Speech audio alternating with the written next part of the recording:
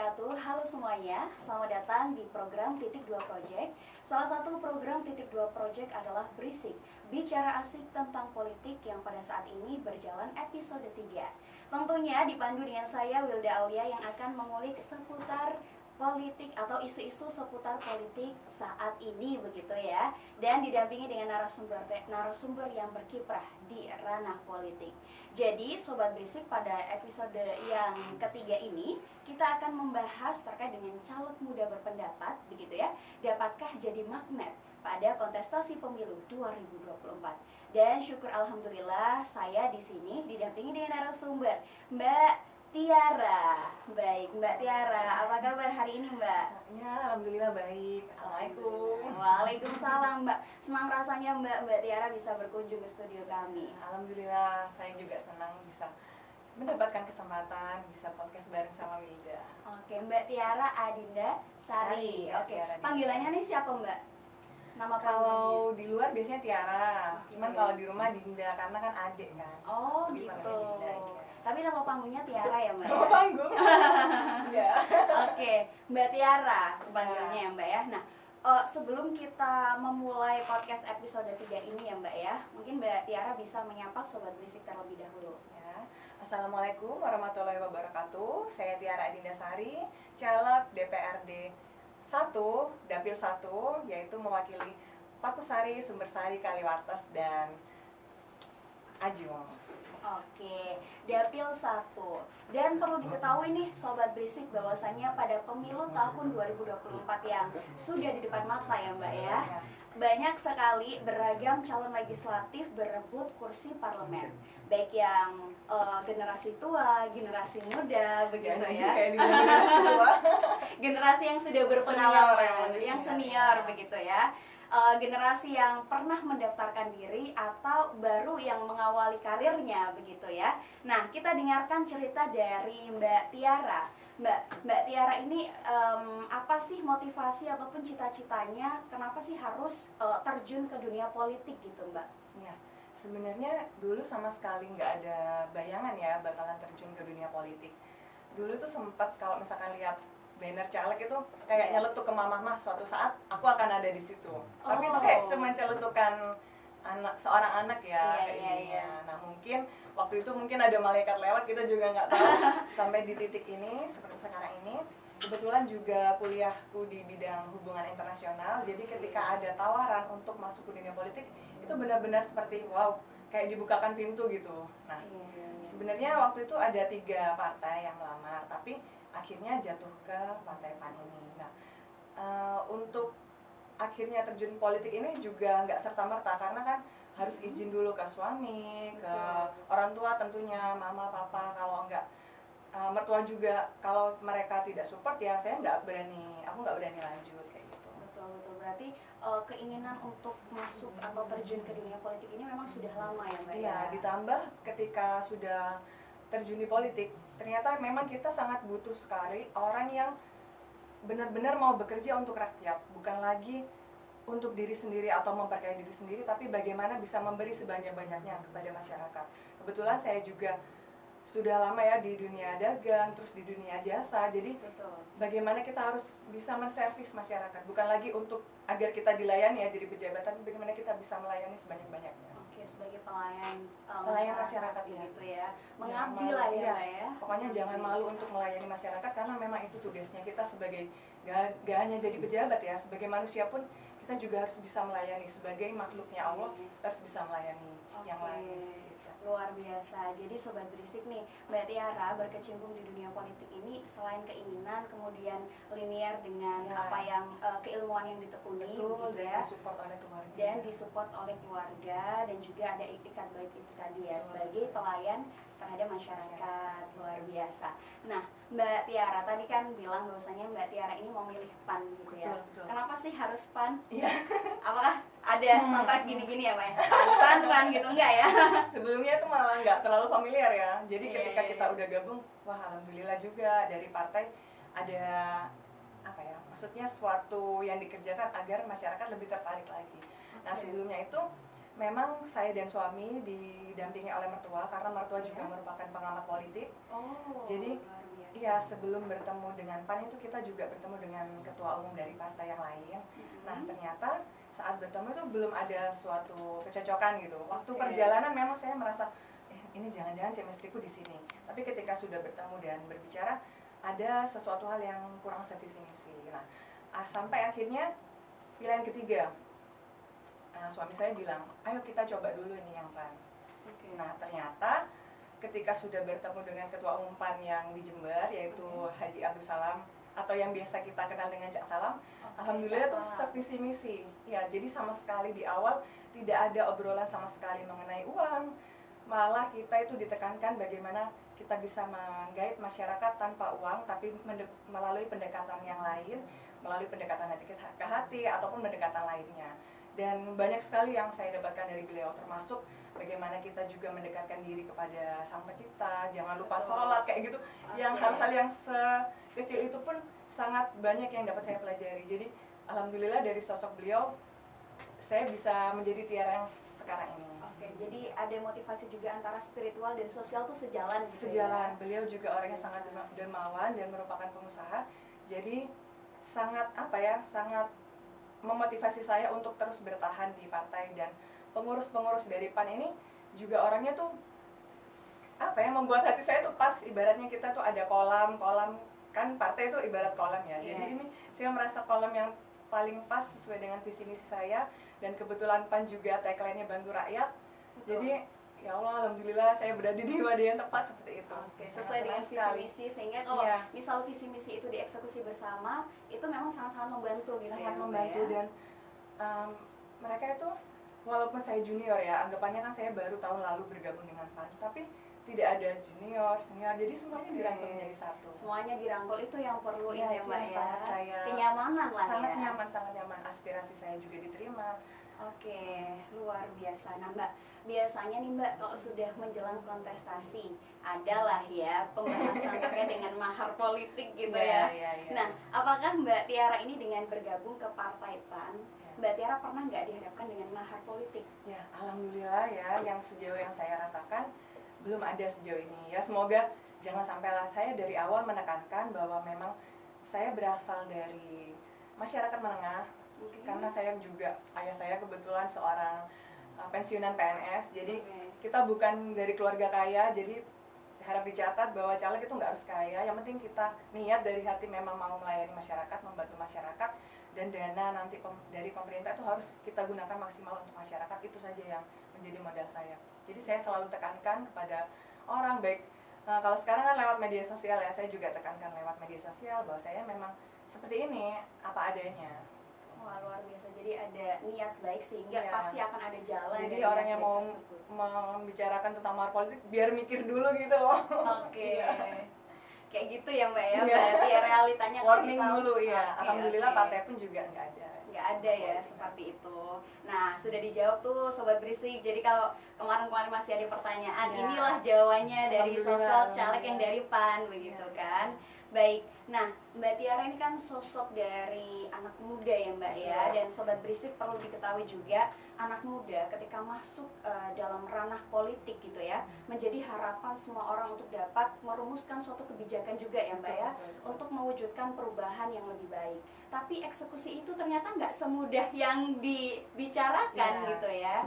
Banyak sekali kayak adrenalin like roller coaster kayak gitu ya Mbak ya, naik turun dan lain sebagainya, kayak seperti minimnya pengalaman, kurangnya jaringan, hingga masalah finansial gitu ya Mbak ya. Nah, tapi Aulia pengen spill dulu nih. Tadi kan Mbak Tiara bilang dapil 1 ya Mbak ya. Nah, dapil 1 ini Mbak, apakah pilihan sendiri atau pilihan partai nih Mbak? Ya, alhamdulillah itu pilihan sendiri. Pilihan Jadi sendiri memang ya? lebih pas. Karena kan kalau dapil 1 ini cenderung di wilayah yang memang keluarga saya ada di dapil 1. Jadi lebih hemat secara pengeluaran politiknya ya, lebih hemat. Terus untuk di media sosial saya juga lebih mudah menjangkaunya. Karena kan Aju, Sumbersari, Kaliwates, dan Pakusari ini masih main medsos lah gitu orang-orangnya. Jadi meringankan saya, karena kalau misalkan semakin besar dana politik yang kita keluarkan, maka kan nggak menutup kemungkinan aduh gimana ini ya cara mengembalikannya. Nah, saya menghindari hal-hal yang seperti itu. Jadi ada kedekatan dengan orang-orang yang ada di situ Ya, juga karena gitu ya. pokoknya keluarga itu nomor satu, paling penting. Iya, betul Ya. banget gitu ya. Oke, Mbak Tiara. Mbak Tiara kan memilih dapil 1 ya. Ya, dapil 1. Adakah isu-isu yang akan diangkat gitu, Mbak? Iya, karena kebetulan saya selain anak muda, tapi nggak muda-muda banget ya sebenarnya, umur 31. Saya juga mewakili perempuan di sini. Ketika saya terjun ke lapangan ya, ternyata banyak sekali aspirasi masyarakat yang belum begitu didengar, terutama untuk perempuan. Kebanyakan juga caleg-caleg itu hanya mendekati yang bisa mencoblos saja, tapi sedangkan seperti Manula itu tidak diperhatikan. Nah, aduh, jadi keingetan yang gini. Jadi di situ akhirnya yang memotivasi saya untuk terus berjuang.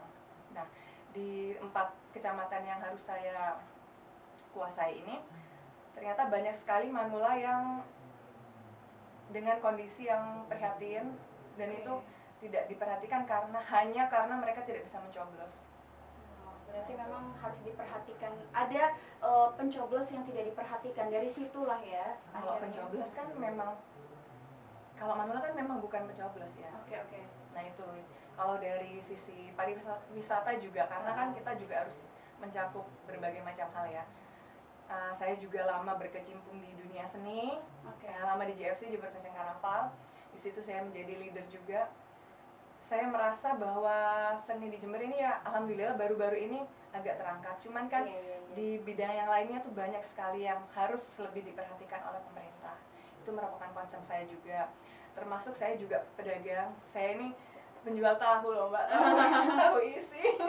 Tahu isi ya. Jadi setiap hari saya ke pasar, saya merasakan bagaimana paniknya mereka kalau misalkan harga tiba-tiba naik. Bagaimana paniknya ibu-ibu di dapur itu seperti apa. Jadi banyaklah hal-hal yang harus kita angkat. Jadi istilahnya double burden ya Mbak ya. Iya. Domestik iya, publik iya ya. Iya, karena kan kalau perempuan memang ranahnya lebih luas ya. Kita ngerasakan yang di rumah, kita juga harus prihatin pada yang di luar juga, seperti itu. Oke, jadi itu ya isu-isu strategis yang saat ini disuarakan. Iya. Dari kondisi dari Manula tadi yang disampaikan, kemudian dari pariwisata, kemudian banyak dari bisnis, banyak kayak aspek. gitu. Nah ini nih Sobat Berisik, mungkin Sobat Berisik nih ada perempuan-perempuan yang ingin terjun politik. Ini loh salah satu role model kita. Jangan minder, jangan malu, karena gini ya, banyak sekali orang baik di luar sana. Itu ngerasa, banyak yang bilang juga kan, nggak kita pungkiri bahwa banyak juga yang bilang politik itu kotor, kamu ngapain sih ke sana? Betul. Kamu tuh image-nya bagus loh, ngapain kamu ke politik kayak gitu loh, kamu cari resiko gitu. Cuman saya berpikir kalau kita selalu bermindset seperti itu, terus siapa lagi? Sedangkan kalau kita cuma bisa mengkritik pemerintah, kita mau jadi apa? Nah, maka dari itu kita harus terjun dan berperan aktif.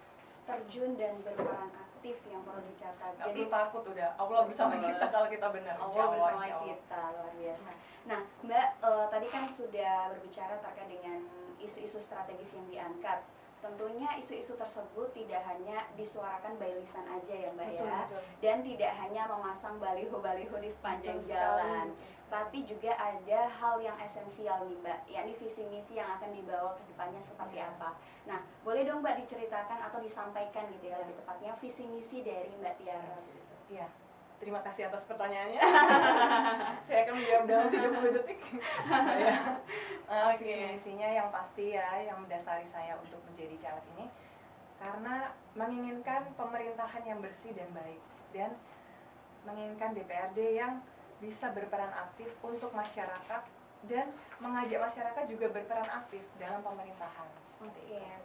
Dan ada highlight tadi ya Mbak ya, pemerintah yang bersih begitu ya. Bersih. Kita harus menjalankan pemerintahan yang bersih, dan jangan hanya mencari suara, tapi bagaimana kita bisa mendengar suara yang selama ini kurang begitu didengar oleh pemerintahan sebelumnya. Nah, dengan melibatkan masyarakat, tentunya masyarakat akan merasa memiliki pemerintahan ini sendiri dan akhirnya bekerja sama. Kalau ada apa-apa juga enak. Kalau misalkan ada pengeluaran atau proyek apa, masyarakat tahu dan itu transparan, itu sangat baik sekali dan membuat masyarakat akhirnya percaya kepada DPRD, dan itu sangat membantu sekali. Trust ya, trust yang harus kita bangun. Dan karena saya perempuan, tentunya pemberdayaan perempuan, dan untuk menunjukkan bahwa perempuan itu bisa berdaya, perempuan itu bisa menjadi bukan hanya pelengkap politik ya. Kita kan Betul. nganggapnya kita masuk ke politik karena harus memenuhi 30% Iya. kuota itu perempuan ya. ya. Tapi kalau bisa nggak hanya itu, kita bisa berdaya. Kalau kita berdaya, tentu yang di rumah itu akan sangat bangga dan tersupport ya. Suami mana sih yang nggak senang kalau istrinya juga berdaya? Betul. Jadi selain quotes yang di sisi lain ada laki-laki yang sukses, ada perempuan yang hebat. Ya. Itu pun bisa dibalik ya Mbak ya. Dan dengan adanya perempuan di DPRD ya atau di pemerintahan, tentunya suara-suara kebutuhan-kebutuhan perempuan itu akan mudah untuk direalisasikan. Dan di sini karena saya anak muda, aspirasi-aspirasi anak muda akhirnya tidak hanya didengar saja, tapi bagaimana juga bisa diwujudkan. Luar biasa aspirasi anak muda ya Mbak ya. Nah tentunya kita berbicara lagi nih Mbak terkait dengan finansial begitu ya. Kan Mbak sudah, tentunya visi misi ini kan ada strateginya juga, harus direalisasikan seperti apa. Dan sampai detik ini pasti sudah ada yang sudah dilakukan kayak gitu ya Mbak ya. Nah sumber dari finansial ini apakah dari pribadi gitu ya, atau dari partai, atau dari mana nih Mbak? Ya rahasia-rahasia ya. Rahasia dulu nih, kita bisik-bisik aja Mbak. Enggak apa-apa. Kalau tadi sudah saya tekankan ya, bahwa saya ini sebenarnya modalnya nol di awal. Oh gitu. Jadi iya, kita itu maju ya karena niat dari hati aja. Jadi benar-benar ini beneran maju. Kalau mama saya bilang itu nggak apa-apa nak, yang penting modal satu tuh doa orang tua. Betul. Sempet banyak yang meremehkan, yang anggap Allah nggak bisa, nggak ada modalnya gitu. Tapi ya namanya kita sudah niat dari hati, ternyata kayak Allah tuh memberikan rezekinya ya. Jujur ya Mbak, itu saya dari jualan tahu, jadi keuntungannya itu saya gunakan untuk cetak banner gitu. Luar biasa. Ya, terus suami juga kalau ada rezeki tiba-tiba nyatakin bikinin kaos gitu loh, kayak yang nggak ngalir aja ya, mengalir saja, kayak ya Allah, berarti kalau memang engkau ridhoi ada saja jalannya. Seperti ke desa misalkan ingin membantu orang itu ya dari modal dari keuntungan berjualan tahu itu. Terus juga saya kebetulan juga konten kreator, jadi dari fee membuat konten itu yang saya putar lagi untuk kampanye. Makanya kalau di Dapil 1 ini kan lebih mudah, jadi saya juga bisa melalui konten-konten yang saya buat di medsos, tapi yang lebih soft, yang nggak langsung pilih saya juga gitu ya, jadi lebih ada dinamikanya, ada latar belakang atau cerita terlebih dahulu ceritanya ya. Oke, karena kalau misal ada kemauan juga ada jalan gitu kan ya Mbak ya. Alhamdulillah sejauh ini juga bikin SKCK kan 30.000, terus tes kesehatan 700.000, maksudnya masih terjangkau lah yang kita keluarkan. Sekali lagi prinsip saya, kalau misalkan semakin besar dana yang dikeluarkan untuk kampanye, itu nggak kebayang akan seperti apa mengembalikan dana tersebut. Jadi kalau bisa sebisa mungkin, seefisien mungkin yang kita keluarkan dan semampunya aja, jangan dipaksakan. Oke. Mbak Tiara tadi kan bilang bahwasanya Mbak Tiara itu cetak banner, bikin kaos dan sebagainya. Nah, strategi saat ini atau yang akan dilakukan gitu ya Mbak, bisa diceritakan ke Sobat Berisik Mbak? Ya, kalau sejauh ini yang saya lakukan itu karena saya juga di PAN ini kan Ketua Perempuan Amanat Nasional. Jadi kita bersama-sama perempuan-perempuan di PAN melakukan beberapa kegiatan yang di bidang wanita ya, seperti kayak penyuluhan, terus pelatihan-pelatihan yang akan kami lakukan. Terus yang yang seminggu lagi ini akan kita lakukan yaitu bakti sosial. Bakti sosial sebelumnya juga ada sih. Oke. Berarti yang akan dilakukan ini bakti sosial Mbak? Ya, yang terdekat ya. Terdekat. Setelah itu ada juga senam untuk menggait suara-suara perempuan. Nah, dari kegiatan-kegiatan yang simpel-simpel itu kan kita juga bisa mendengar apa sih yang diinginkan oleh ibu-ibu ini apa, oleh anak-anak muda ini apa. Jadi akan lebih sesuai dengan harapan masyarakat. Oke, berarti memang pendekatan dengan masyarakat itu perlu, nggak hanya ayo coblos saya gitu ya.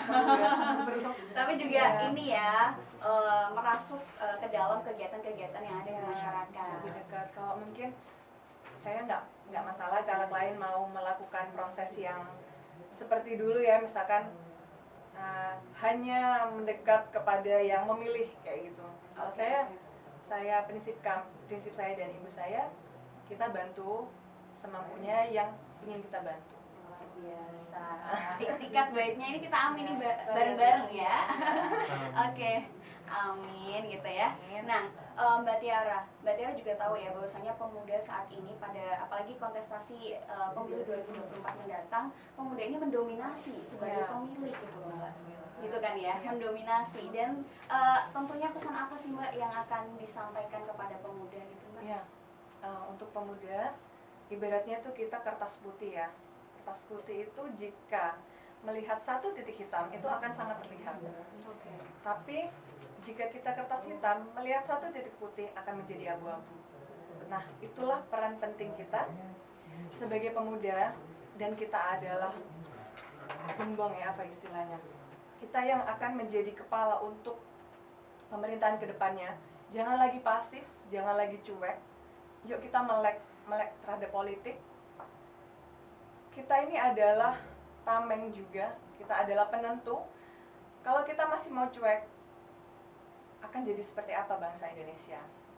Tapi dengan kita berperan aktif, kita mau ikut mencoblos untuk suara yang terbaik, bukan karena uang, itu hasilnya akan kita rasakan di tahun depan dan selanjutnya, dan akan menjadi warisan yang sangat berharga bagi anak cucu kita. Luar biasa Mbak Tiara, keren banget. Semoga tadi yang disampaikan gitu ya merasuk ke dalam mindset atau cara berpikir dari pemuda yang saat ini mendengarkan podcast kita ya Mbak ya. Dan tentunya tadi yang disampaikan oleh Mbak Tiara itu mengakhiri episode 3 kali ini. Ya nggak kerasa ya Mbak ya, udah selesai aja gitu ya. Oke, nggak kerasa ya, Sobat Berisik kayak gitu. Nah, tentunya Sobat Berisik, para pemuda yang dikatakan oleh Mbak Tiara tadi bukan hanya sebagai pelengkap dalam kelompok masyarakat, tapi juga pemuda sebagai pilar penting untuk mewujudkan demokrasi Indonesia yang memang benar-benar harus diterapkan seperti itu. Kita rasakan bersama ke depannya. Iya. Boleh pantun nggak ya? Boleh Mbak.